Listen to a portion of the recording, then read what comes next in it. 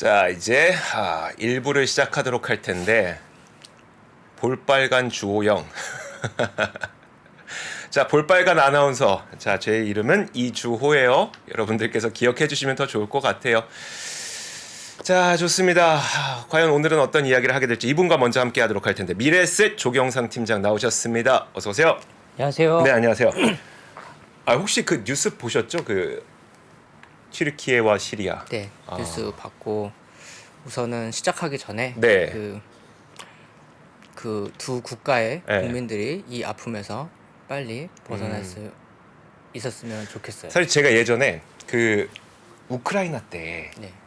그때 에어비앤비 챌린지 있었던 거 혹시 기억나세요? 아니요, 기억이 안 나요. 기억 안 나세요?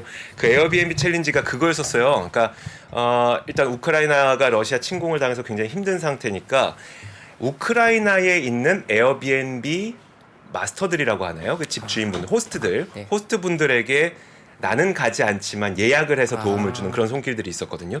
저도 그때도 한번 동참을 했었는데 이번에도 한번 동참을 해볼 생각이에요. 하실 거죠? 해야죠. 네, 네. 하실 거죠? 좋습니다. 자, 이제 그럼 오늘은 과연 어떤 이야기를 좀 하게 될지 어떤 이야기부터 해볼까요? 뭐 이제 시장 얘기를 하는 건데 이제 어제 좀 중요한 일정이 좀 있었잖아요. 네. 파월 의장의 발언이 좀 있었고요. 이제 그 전에 이제 지난주에 보시면 이제 FOMC 이후에 시장이 왁 하고 올랐다가 고용 보고서라든지 아니면 이번 주 초에 들어와서 파월 의장이 있을 발언에 대해서 이제 어떤 긴장감을 가지면서 차익 매물이 좀 나왔었어요. 네. 그리고 그 주간에 아마존, 애플, 구글 등의 빅테크 기업들의 실적이 썩 좋은 모습은 아니었고 가이던스가 좀 좋지 않았기 때문에 차익 매물에 좀 일미를 좀 주면서 조정을 좀 받았었는데 어제 시장 제가 그냥 몇 자 한번 정리를 했었을 땐 이랬습니다. 아궁이 앞에서 카시카리는 물바가지를 들고 있는데 네. 파월이 거기서 부채질을 하고 있었던 거죠. 그래서 그래서 시장이 좀 어떤 내용인지 좀 정리를 해드리면 사실 근데 아궁이 앞에서 네. 카시카리도 부채질하고 있지 않았어요? 뒤에 나온 말은 그랬죠. 파월 의장이 말한 것보다는 네. 카시카리가 조금 더 매파적으로 좀 말을 했기 아. 때문에 그런 부분들을 좀 표현을 했고요. 카시카리는 일단은 이제 우리가 알고 있는 이제 블라드 형이 이제 말씀하시는 기회가 이제 많이 줄어들고 영향력도 줄어들 거기 때문에 카시카리 같은 경우에 좀 더 이 부분을 조금 더 명확하게 말하려고 하지 않았나라는 생각이 좀 들고요. 네. 파월 의장이 말했던 부분은 이번에 고용 보고서를 보면 고용이 너무나 좋다. 그래서 금리를 좀 더 올려야 되겠다라는 말로 시작은 했어요. 네. 그런데 결론적으로 말할 때는 이제 이런 부분들입니다. 실업률이 낮아지면서 임금 둔화가 된 것은 좋은 신호다라고 말을 했죠. 이거는 결국에 어떤 거냐? 시장에서는 결국 원하는 정보만 캐치를 했고 네. 거기에 따라서 반응을 좀 보이지 않았나 이렇게 네. 좀 볼 수 있을 것 같습니다. 그걸 좀 어떻게 보세요? 그러니까 저는 요즘에 무슨 생각 드냐면 나쁠 때는 그냥 나쁜 기사만 네. 나도 나쁜 기사만 보고 네. 좋을 때는 저도 너무 좋은 기사만 이것만 보거든요. 지금은 너무 좀 편향된 거 아닌가라는 생각도 들기도 하고. 이런 단계들이 있죠. 배드 이즈 배드였다가 네. 배드 이즈 굿이었다가 지금은 내가 온리 굿뉴스만 들으려고 하는 네네. 편향이 좀 보이는 부분들인데 저는 그러면 투자 심리가 상당히 좀 어느 정도는 좀 개선이 되었을 때 그러한 현상들이 나오는 게 아닌가 싶고요.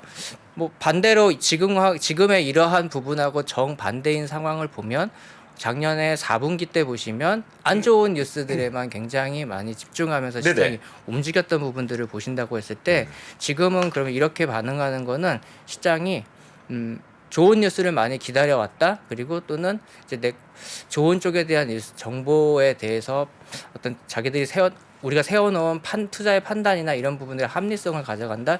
이렇게 좀 볼 수는 있을 것 같고요. 좀 간밤에 좀 특이한 것들이 좀 있었어요. 나스닥이 1.9% 정도나 올랐는데 그 미국 국채 10년물 금리는 탁 튀어 올랐단 말이에요. 맞아요. 보통 우리가 통상적으로 투자를 하시는 분들 많이 아시겠지만 기술주는 채권 금리가 올라가거나 또는 달러 인덱스가 올라가거나 하는 경우에는 기술주는 불리한 경향이 있는데 저도 이걸 가지고 아침에 조금 잠깐 고민을 좀 많이 했었어요. 네.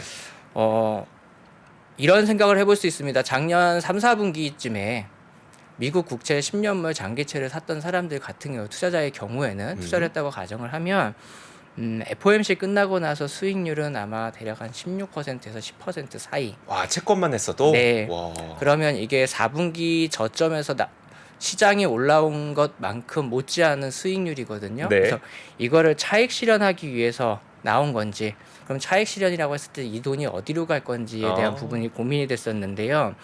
제가 어제 하루만 보니까 하이힐드 ETF 같은 경우에 수익률이 좀 한 1점 몇 프로 이렇게 딱 올라왔더라고요. 네네. 그러면 약간 좀 공격적인 쪽으로 투자를 하기 위한 베팅의 방향이 아닌가. 그러니까 방망이를 좀 길게 잡고 홈런을 치려고 하는 움직임들이 아닌가라는 판단을 개인적으로 좀 했고요. 쉽게 말하자면은 그 하이힐드는 진짜 위험 자산으로 분류가 돼. 네. 거의 주식과 같이 네. 위험 자산으로 분류가 되니까 일단 채권 가격도 떨어지고 네. 이런 가운데 미국 나스닥은 올랐고 이런 걸 보니 이게 도대체 무슨 일이지? 채권 가격이 떨어진 건 누군가 채권을 팔았다는 얘긴데 네, 맞습니다. 대신 이 채권을 팔았다는 게 불안해서가 아니라 왠지 위험 자산으로 옮기려고 채권을 판 것 같다는 판단이시네요. 조심스럽게 그런 부분들을 좀 예상을 하고요. 그리고 설령 이제 다른 뭐 지표라든지 다른 이슈들 때문에 시장이 조정을 받더라도 작년만큼이야 하겠냐라는 심리가 좀 배경이 좀 깔려 있는 게 아닌가라는 생각을 했고, 그 이유가 바로 분명히 파월이든 어저께 카시칼이든 말했던 부분들은 금리 인상을 더 하겠다란 말을 했지만 주식 시장이 움직여준 거는 위로 올라가는 방향이었기 때문에 그런 판단을 좀 해봤습니다. 알겠습니다. 네. 다만 이제 고용 보고서나 이런 내용들을 좀 봤을 때 고용 보고서를 보고 파월이 말했던 부분이나 바이든도 그 고용이 워낙 좋다라고 말을 했지만 이거는 액면을 좀 따져봐야 되기 때문에 제가 뒤에서 조금 다시 한번 말씀을 좀 드리고요. 네네. 우리가 좀 짚어봐야 될 부분이 있고, 이분들은 그냥 정말 높은 곳에서 전반적인 흐름이나 이런 것들을 보기 때문에 하는 입장이기 때문에 왠지 어떤 디테일이나 이런 것들보다는 결과상 나와 있는 수치를 가지고 얘기할 수밖에는 없기 때문에 멘트일 수도 있기 때문에 좀 조심해야 된다, 이런 생각에서 좀 나중에 정리를 해드리고요. 재미있는 게 제가 오늘 좀 말씀드리려는 건 성장주 얘기를 좀 더 드릴 거예요. 전 매번 나올 때마다 성장주 얘기를 드리니까. 제가 사실은 그 조경상 팀장님하고 방송 전에 아침이었었나요? 저희 점심쯤에 제가 전화를 드렸었어요. 그러니까 뭐 재밌는 얘기 있을까? 근데 지금 하실 이야기가 제가 들으면서 와, 소름이 쭉 들었었거든요. 못 느끼셨죠? 네, 저는 못 느꼈어요. 아, 그래요? 제가 통화하면서 와 막 이러면서 들었거든요. 한번 그 이야기를 지금부터 들어볼게요. 네. 그 대부분 지금까지 나오신 패널 분들이 얘기하셨던 게 이제 가장 많이 한 게 뭐 챗 GPT, 네. 그리고 구글의 람다. 뭐 네. 저는 제가 그동안 나오면서 인공지능이나 이제 마이크로소프트나 구글이 어떻게 하고 있는지 뭐 이런 부분들은 항상 말씀드려왔습니다만, 지난달에 제가 좀 방송에서 말씀드렸던 것들이 있었어요. 그러니까 시장이 무너진 다음에 네.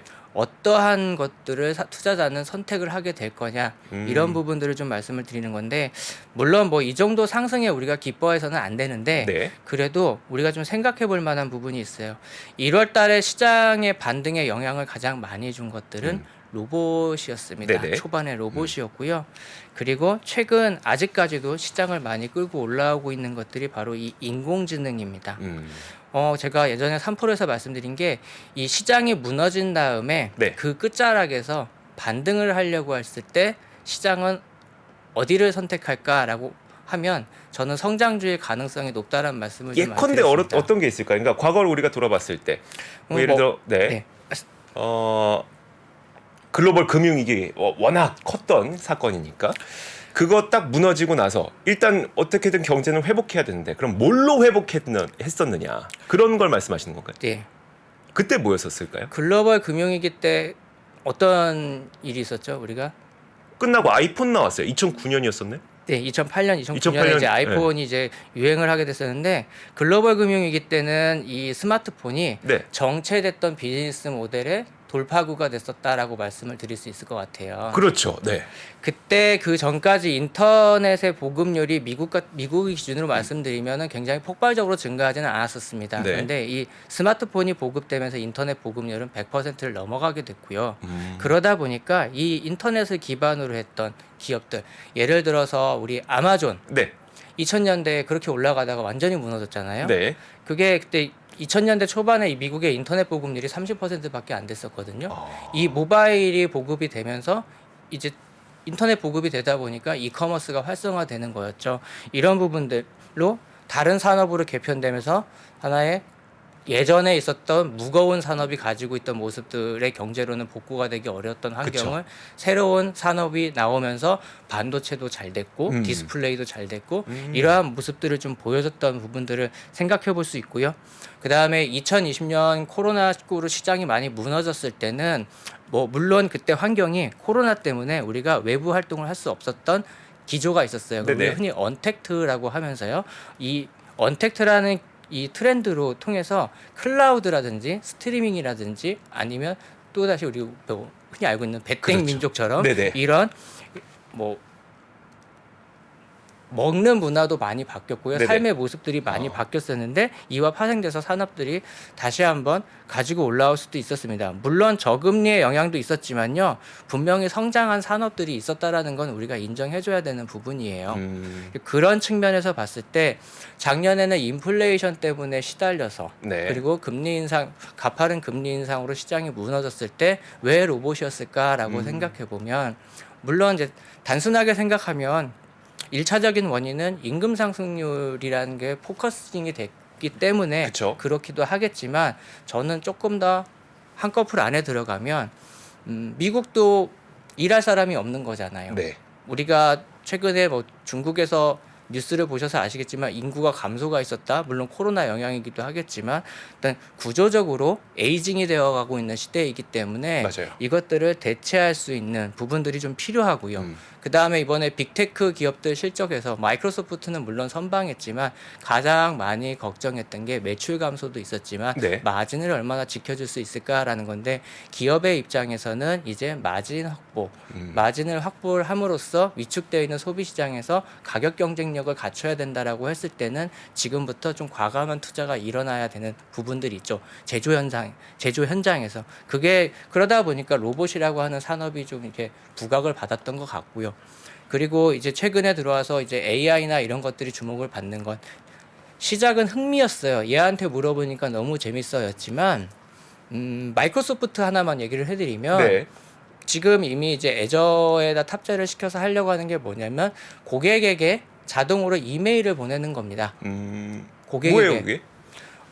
고객 관리 툴 중에 고객한테 메일을 보내거나 정기적으로 뭔가를 해야 되는 것 이벤트들이 있다라고 하면은 문자 보내고 세팅만 해놓으면 이메일을 자동 발송하는 거예요. 인공지능이. 그러니까 이런 부분들을 좀 바꿔서 생각해 보면 저는 이런 얘기를 좀 들을 수 있는 거죠. 자, 예전에 제가 3프로TV 나와서 클라우드 산업의 구조가 좀 뭔가 바뀌고 있다라는 말씀을 드리면서 어떤 거였냐면 특화된 클라우드 업을 하던 자기가 ERP면 ERP 이런 식으로 특화된 업을 하던 기업이 이거를 클라우드에 녹여서 자기 시장 점유율을 다시 찾아가고 있는 부분들을 보였었는데 이렇게 마이크로소프트가 메일을 자동으로 보낸다? 누구를 노린 거냐? 세일즈포스 같은 기업들을 노리는 것처럼 그럼 빅테크 입장에선 자기들이 정체됐던 클라우드의 성장성을 다시 한번 올려주기 위한 시도가 좀 될 수 있는 부분들이거든요. 즉 우리가 정체되었다고 느껴지거나 마진 확보가 조금 더 필요하다고 하는 산업이라든지 또는 사람을 구인하기에 너무 부담스러운 상황일 때 AI가 이제 주목을 받고 있는 거죠. 결국에는 이것도 서프라임 모기지 때 그리고 코로나 때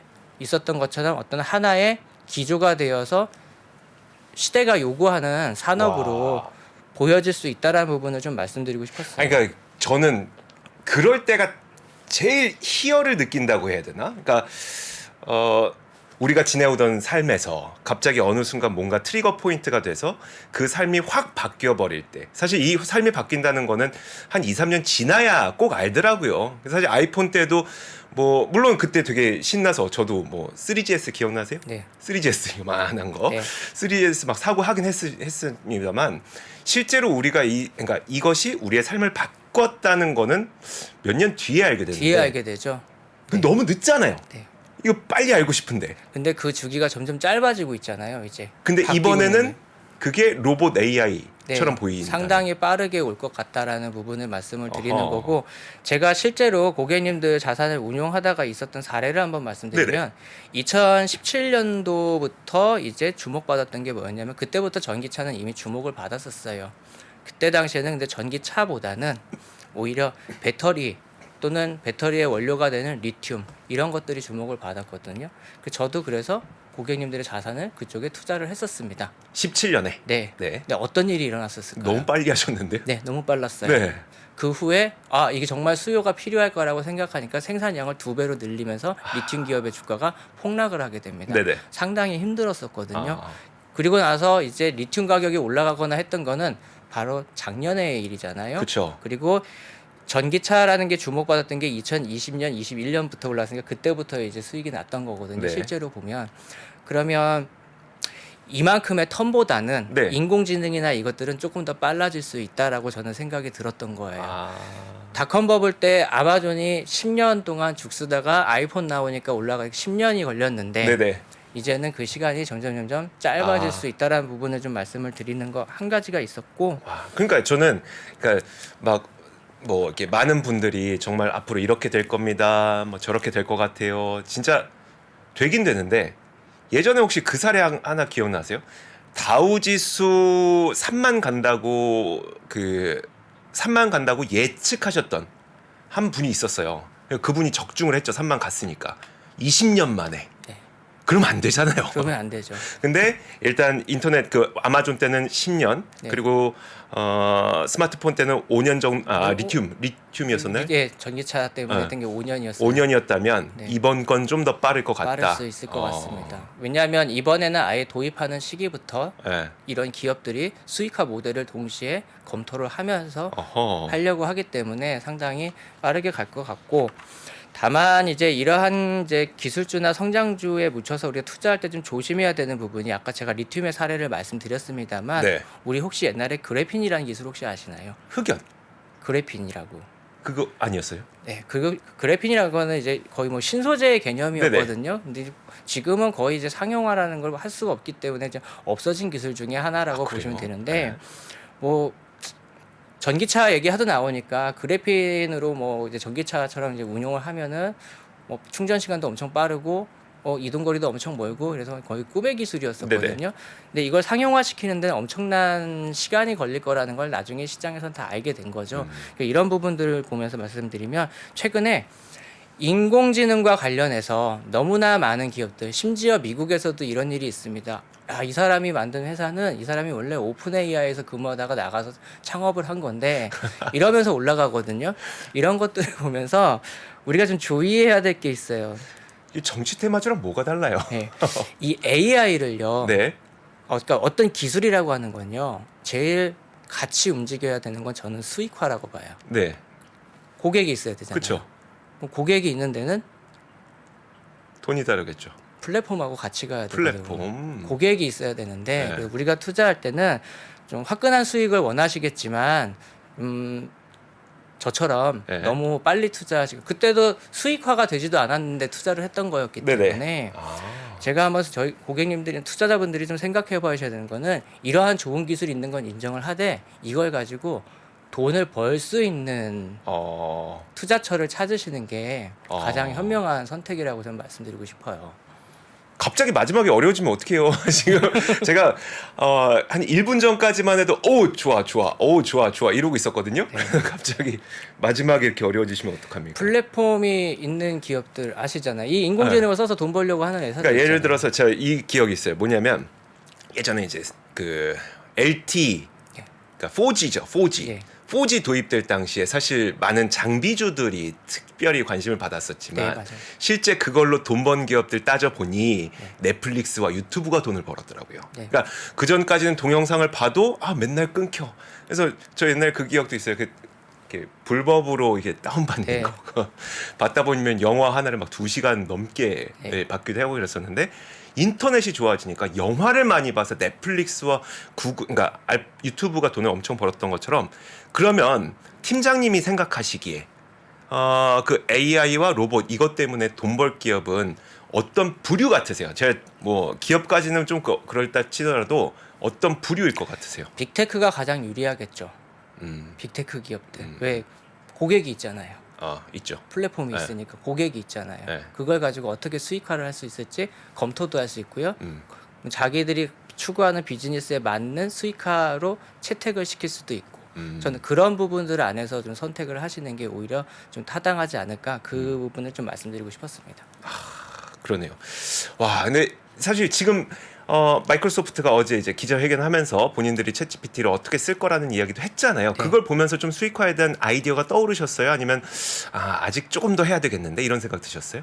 그러니까 제가 받은 느낌에서 검색 광고 시장으로 진출하려고 하는 모습은 일단은 구글한테는 좀 막힐 것 같고요. 네. 제가 개인적으로 보기에 구글의 인공지능은 무시하면 안 됩니다. 그래서 이 부분은 조금 막힐 것 같지만 그래도 다른 면들 오피스 365하고 결합해서 애저에 채택해서 사용한다라는 거는 상당히 파워풀할 거라고 저는 말씀을 드리고 싶어요. 어떤 식일 것 같으세요? 아마 지금은 이제 뭐 다 상상밖에 못 하겠죠. 그들이 공개를 안 했는데 우리가 어떻게 알아?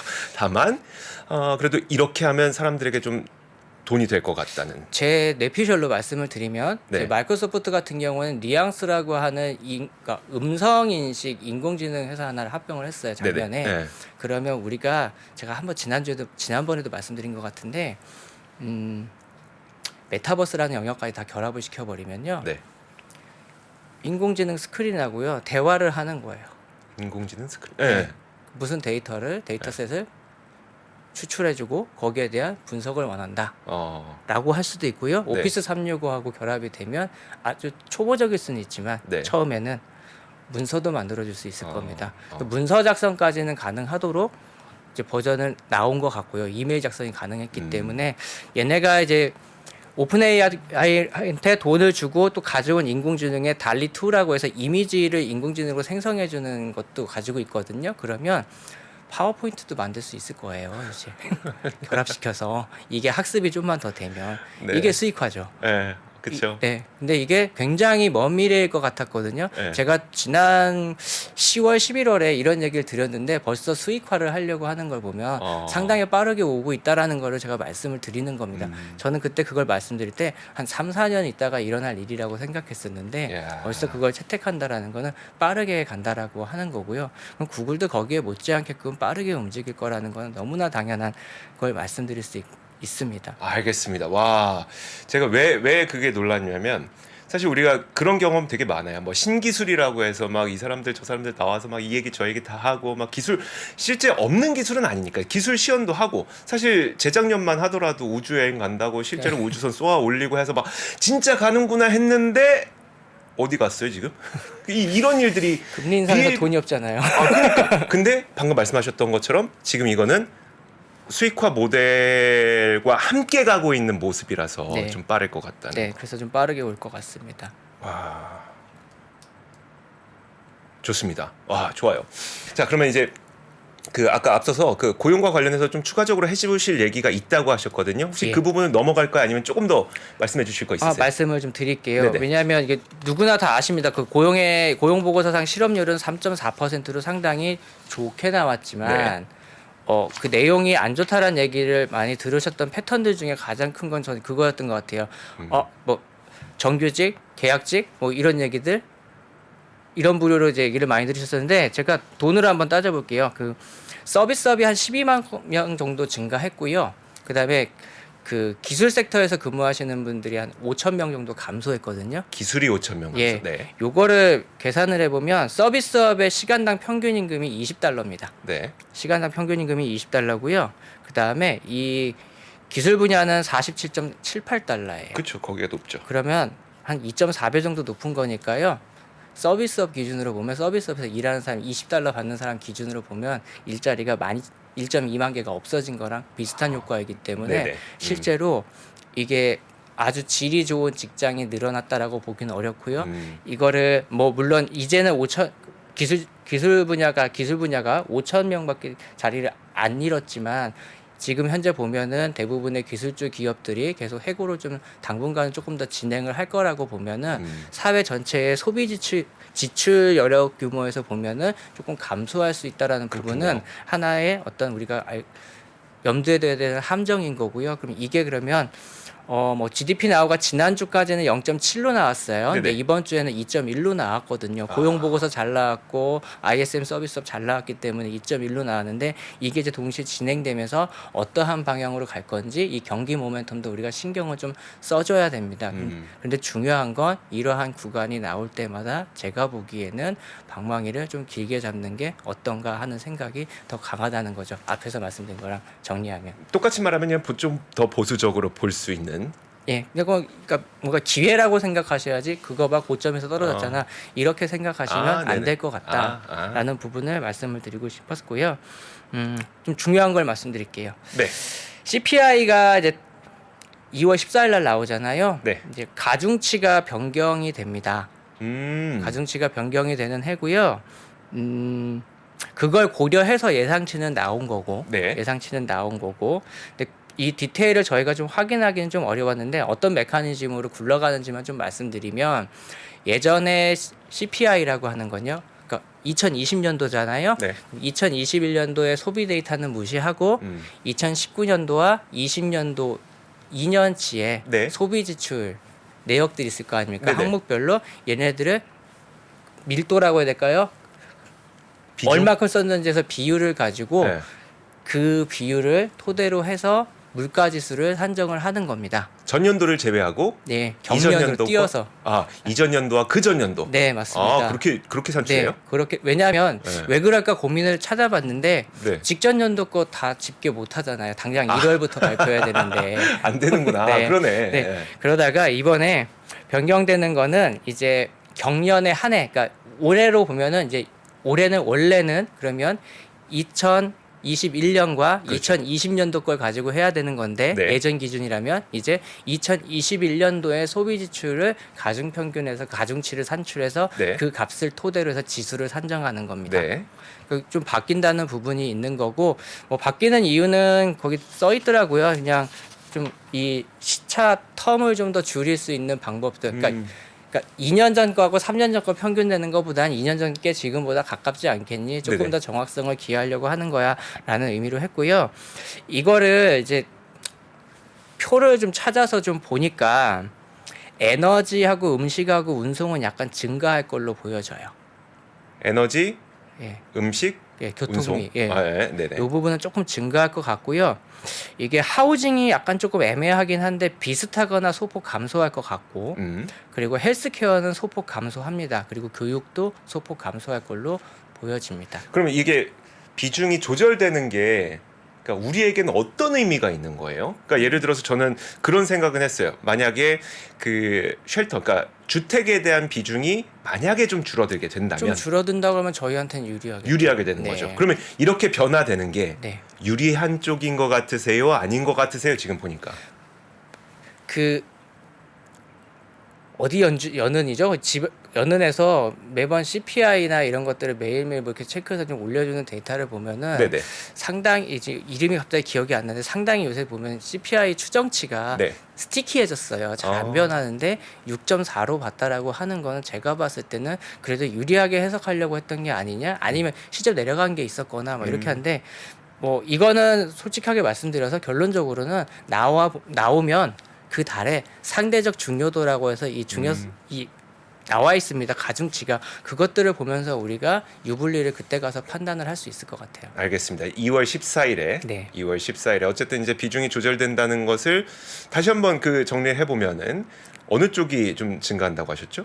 아까 보면은 대략 제가 봤을 때는 에너지하고 음식하고 운송은 조금 증가할 것 같고 쉘터는 좀 비슷하고 하우징은 좀 비슷하거나 조금 감소할 수도 있을 것 같고 그다음에 보건의료하고 교육 같은 경우에 좀 감소가 보입니다. 다행히도 우리가 그 몇 달 동안 굉장히 어려워했던 게 그 헬스케어 그다음에 왜냐면 의료비 많이 올랐어요. 실제로 많이 올랐고 그 주택 가격 뭐 지금 떨어지고 있다고 하지만 굉장히 천천히 떨어지고 있고 이런 것들이 좀 줄어든다고 하니까 기대는 해보겠어요. 기대는 참. 다만 좀 유의하셔야 될 거는 네. 우리가 연준이 통화 정책에서 참고를 하는 거는 CPI보다는 PC죠. PC를 많이 보고 그 중에서 코어 PC를 많이 보기 때문에 네. 그 부분은 우리가 조금 혼돈을 하시면 안 되고요. CPI 같은 경우에는 물가안동부 채권이라든지 이런 부분들에서 작용을 하기 때문에 네. 채권 시장에는 약간 영향을 줄 수는 있을 것 같습니다. 알겠습니다. 근데 저희가 그 CPI 얘기하고 있는데 여러분들께서는 이제 무제한 요금대 2만 원대 뭐 이런 말씀을 하고 계셔서 혹시 제가 무슨 얘기를 놓친 건가요? 일단 시장은 그거였었어요. 뭐였냐면 아까 AI랑 로봇이랑 이런 거 얘기하고 계시니까 결국 이거 하려면 통신 때문에 뭐 6G나 5G에 대한 그런 것도 기대감을 좀 가져도 되냐라는 뉘앙스의 좀 질문이 댓글에서 이제 많이 오고 가다 보니 결국은 이제 요금제 이야기까지 좀 간 것 같거든요. 통신 쪽은 어떨 것 같으세요, 이게? 보통 이제 우주항공이나 이런 것들하고 좀 붙어가지고 얘기가 나오는 게 6G라고 하는 분야인데 사실 네네. 그쪽에 대해서는 깊이 있게 생각은 아직은 안 해봤고요. 그러니까 이게 저는 이런 부분을 조금 말씀드리고 싶어요. 기술이 성장하는 데는 채택되고 성장하는 데는 가격의 논리가 있어야 되거든요. 아무리 기술이 좋아도 그 가격이 그 경제 환경에서 수용될 수 없는 가격이면 일단은 보류시키거나 포기가 되는데 그렇죠. 현재 6G라고 하는 부분들 뭐 스타링크도 우리나라에서 뭐 위성통신 사업자 신청을 하고 막 이런 부분들이 있는데 요게 정말 사업으로 이제 와서 확장을 하려고 그러면요 더 많은 데이터가 많이 필요하거나 이러한 다른 기반 산업들이 성장을 해야지 얘네들이 이제 뒷단에서 나올 수 있다라고 봐요. 네네. 그런 관점에서 보면은 이 인공지능이나 뭐 이런 거 관련은 있겠지만 아직은 이 산업들이 더 성숙해져야지 실제로 이 6G도 자기들이 수익화할 수 있는 시기가 올 것 같습니다. 그게 더 뒤겠네요, 그러면? 예, 약간은 더 뒤에 있을 것 같습니다. 와, 이게 참 어려운데. 그러니까 전기차도 야, 전기차를 먼저 할 거야 아니면 충전소를 먼저 할 거야 해서 사실 그 많은 완성차 업체들이 충전소도 없는데 우리가 전기차를 왜 해? 라고 하면서 밀어놨던 걸 네. 테슬라가 팍 치고 나가면서 이제 차가 먼저 충전소 뒤에 했었는데 네. 물론 이것도 그렇게 될 수도 있고 기술 먼저 네. 그다음에 통신 후 네. 될 수도 있고 통신 먼저 기술 후 이렇게 될 수도 있는데 일단 지금 보시기에는 전반적으로 여건이 됐다라고 하면 동시에 진입하는 형태가 지금 나오고 있잖아요. 네. 전기차 같은 경우도 충전소랑 같이 들어오는 것들을 보면 네. 이제 그러한 상황까지는 아직은 인공지능이나 이게 우리한테 아주 가까운 곳에 많이 와 있는 건 아니기 때문에 네네. 일단 6G 같은 경우 약간 좀 뒤에 있다라고 저는 판단하고 있습니다. 알겠습니다. 오늘 진짜 많은 이야기 들었지만 저는 이제 이렇게 좀 힘든 시기가 지난 이후에 패러다임을 바꿀 산업은 로봇과 AI다. 이 한마디만 딱 기억에 남고 성장주라는 거죠. 성장주로 네. 알겠습니다. 이렇게만 해도 되나? 뭐 계속 나와 주셔서 또 이야기를 해주실 테니까 네. 저희가 뭐 업데이트 계속해서 네. 얘기 또 전해드리도록 하겠습니다. 자, 오늘 조경상 팀장님과는 여기까지 함께 하도록 하겠고요. 오늘 좋은 말씀 감사드립니다. 감사합니다. 장 시작 전부터 종료까지 쏟아지는 수많은 뉴스와 정보들. 이 중에서 어떤 것이 투자에 정말 도움이 되는 정보일까요? 3프로의 증시 셔터맨 박근영 마스터가 직접 정보를 선별하고 투자의 힌트를 드립니다. 시간도 아끼고 투자 아이디어도 얻는 시간, 박근영 부장의 마켓 힌트와 함께 하세요. 자세한 사항은 3프로 TV 앱과 홈페이지를 확인하세요.